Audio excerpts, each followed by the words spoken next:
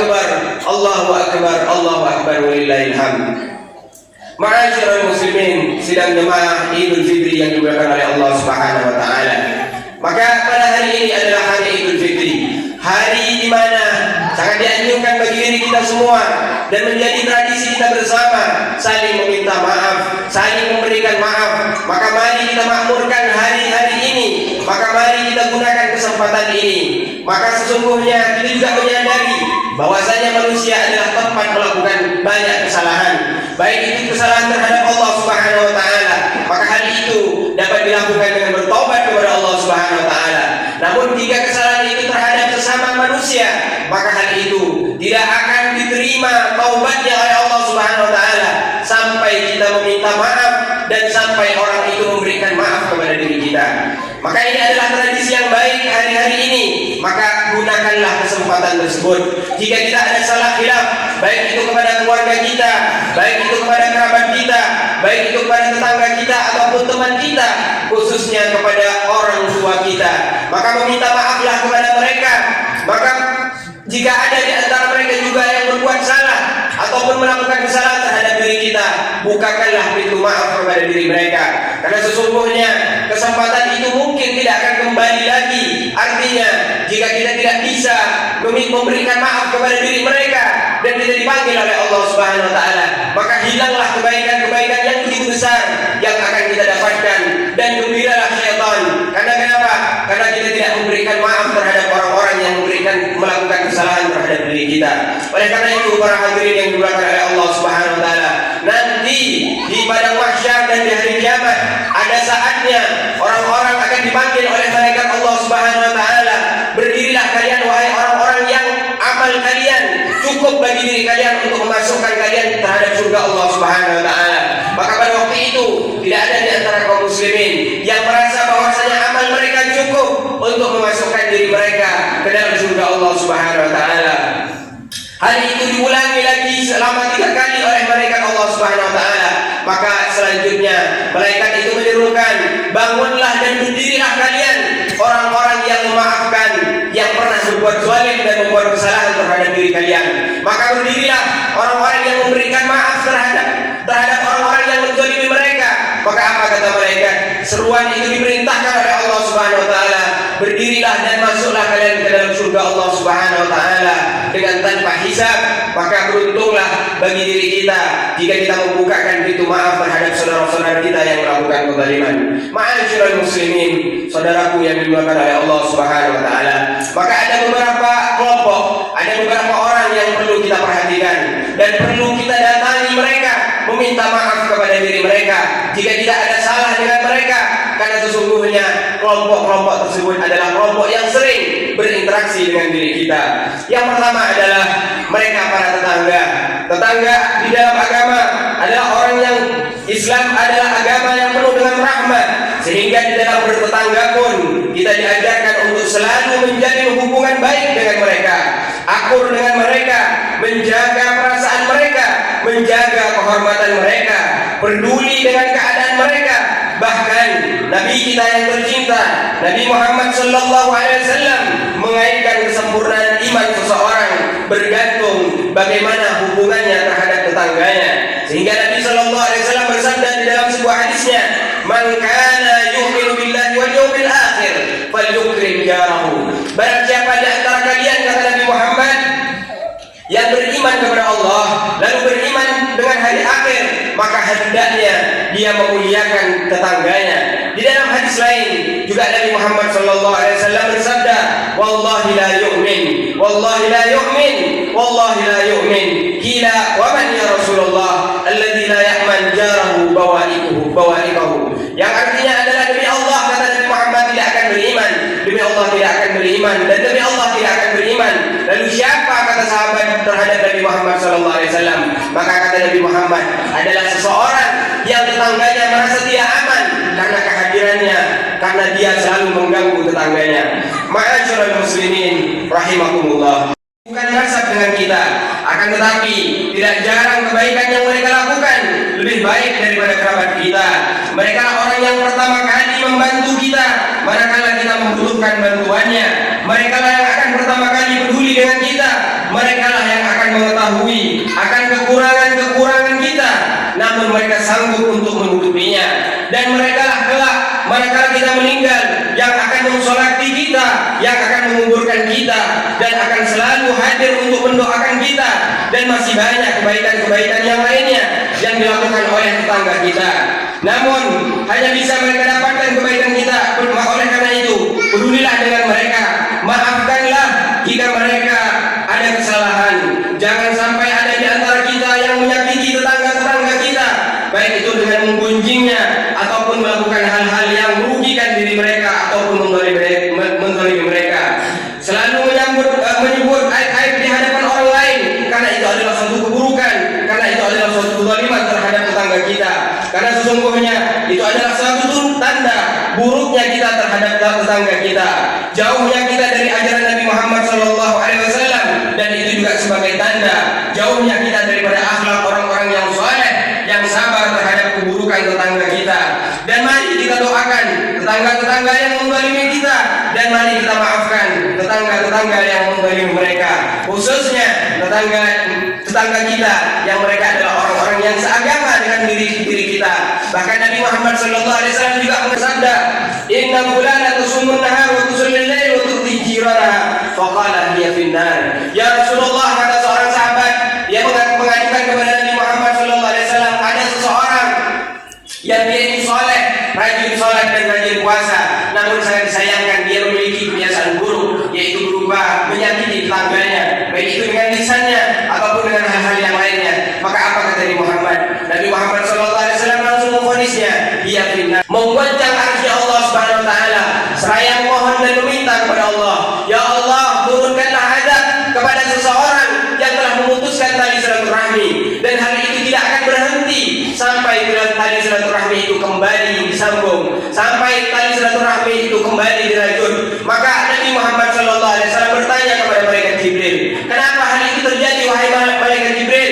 Maka apa kata malaikat Jibril? Ya Rasulullah, sesungguhnya tali silaturahmi itu akan selalu memohon kepada Allah untuk diturunkan azab kepada siapapun yang memutuskan tali silaturahmi. Bahkan hal itu walaupun tali silaturahmi yang ketujuh sekalipun, dia akan tetap, maka manakala kita memutuskan tali silaturahmi tersebut, maka hal itu akan menggoncang arsy Allah Subhanahu Wa Taala. Ma'asyiral muslimin rahimakumullah. Oleh karena itu, jika kesempatan telah ada di hadapan kita, artinya kita diberikan kesehatan dan diberikan kesempatan oleh Allah Subhanahu Wa Taala, maka mari kita meminta maaf kepada mereka, mari kita memberikan maaf kepada mereka, datangi mereka. Jangan biarkan kita mengikuti hawa nafsu mereka, karena jika kita mengikuti hawa nafsu dengan kita tidak mau memberikan maaf kepada mereka, ataupun kita tidak mau datang meminta maaf kepada diri mereka, itu artinya kita membahagiakan syaitan dan kita membuat Nabi Muhammad SAW sedih. Dan terakhir, ma'asyiral muslimin rahimakumullah, siapapun yang kita zalimi, sesungguhnya itu adalah perbuatan dosa. Oleh karena itu, kesempatan kembali diberikan oleh Allah Subhanahu Wa Taala. Jangan sampai kita menyesal, baik kita melakukan kezaliman terhadap teman kita ataupun atasan kita dan bawahan kita. Apapun kezaliman tersebut, haruslah kita meminta maaf kepada diri mereka, karena sesungguhnya disebutkan di dalam sebuah hadis, nanti akan banyak dan akan datang dan akan ada daripada umatnya Nabi Muhammad SAW yang mereka datang dengan segudang kebaikan, dan mereka datang dengan begitu banyak pahala-pahala yang mereka lakukan ketika mereka hidup di dunia. Banyak daripada sholat yang dia lakukan, bahkan bukan hanya sholat fardu, sholat sunnah pun banyak dia kumpulkan, puasanya juga seperti itu, dan segala amal ibadah yang dia lakukan sangat begitu banyak. Namun sangat disayangkan, dia pernah menzalimi saudaranya, dia pernah menghilangkan hak tetangganya, dia pernah menghilangkan hak orang-orang yang berada di atasnya ataupun di bawahnya. Maka nanti Allah Subhanahu Wa Taala akan mengadili seadil-adilnya, sehingga tidak ada seorang pun yang merasa dizalimi pada saat itu. Dan ketika ada orang yang merasa dizalimi, maka Allah Subhanahu Wa Taala akan memerintahkan untuk dikembalikan dan untuk dibayar kezaliman tersebut. Maka sangat merugi bagi diri kita manakala pada waktu itu kita tidak bisa membayar apapun kepada orang-orang yang telah kita zalimi. Bahkan pada waktu itu kita tidak bisa meminta maaf kepada diri mereka, kecuali pahala-pahala yang telah kita lakukan di dunia diberikan kepada diri mereka. Kalau hal itu tidak cukup, maka kata Nabi Muhammad, dosa-dosa orang-orang yang kita zalimi akan ditimpakan dan akan diberikan kepada diri kita. Oleh karena itu, ma'asyiral muslimin rahimakumullah, mari kita gunakan kesempatan ini sebaik-baiknya, karena sesungguhnya banyak daripada saudara kita yang mereka memohon kepada Allah, yang mereka juga meminta kepada Allah untuk dikembalikan. Bahkan pada tahun lalu mereka menunda untuk meminta maaf pada tahun ini. Akan tapi sangat disayangkan, ketentuan Allah Subhanahu wa taala telah tiba bagi dirinya sehingga dia tidak bisa meminta maaf kepada saudara yang telah dizaliminya. Oleh karena itu, hal ini jangan sampai terjadi kepada diri kita, karena sesungguhnya ini adalah suatu kerugian bagi diri kita, dan inilah yang membuat kita sedih dan Nabi Muhammad sallallahu alaihi wasallam sedih. Barakallahu li wa lakum fil Qur'anil azim wa nafa'ani wa iyyakum bima fihi min al-ayati wa dzikril hakim. Wa qala Allah ta'ala fil Qur'anil azim a'udzu billahi minasyaitonir rajim ila yaumil ba'ts wan nusyur. Amma ba'du. فيا أيها الناس اتقوا الله واعلموا أن يومكم هذا يوم عظيم فأكثروا فيه من الصلاة على النبي الكريم. اللهم صل وسلم على سيدنا محمد وعلى آله وصحبه أجمعين والتابعين لهم بإحسان إلى يوم الدين وارحمنا معهم برحمتك يا أرحم الراحمين. الله أكبر الله أكبر الله أكبر ولله الحمد.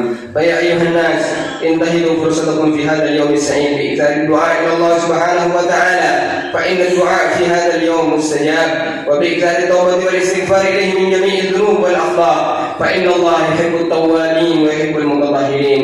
وأكثروا من الأعمال الصالحة من الصدقة للفقراء والمساكين وللأيتام والأرامل وسائر كل من يحتاج إلى مساعدتكم، فإن جميع أعمالكم في هذا اليوم مقبولة والله يحب المحسنين. ثم أكثروا من الذكر وقراءة القرآن والصلاة على النبي، وذلك كله مكتوب في صحائف أعمالكم. جعلنا الله وإياكم من عباده الصالحين، آمين. على المتقين يا رب العالمين، آمين. اللهم اغفر للمسلمين والمسلمات والمؤمنين والمؤمنات الأحياء منهم والأموات، إنك سميع قريب مجيب الدعوات. اللهم انصر من نصر الدين، واقتل من خذل المسلمين، ودمر أعداء الدين، وأهلك الكفرة والمشركين، وأهلي كلمتك إلى يوم الدين. اللهم اكفنا شر الظالمين وشر الحاسدين وشر من يؤذينا يا رب العالمين. ربنا اغفر لنا ولإخواننا الذين سبقونا بالإيمان، ولا تجعل في قلوبنا إلا للذين آمنوا ربنا إنك رؤوف رحيم. الله أكبر الله أكبر الله أكبر ولله الحمد. عباد الله، إن الله يأمر بالعدل والإحسان وإيتاء ذي القربى وينهى عن الفحشاء والمنكر والبغي يعظكم لعلكم تذكرون. فاذكروا الله العظيم يذكركم واسألوه من فضله يؤتكم ولذكر الله أجل وأكبر والله يعلم ما تصنعون.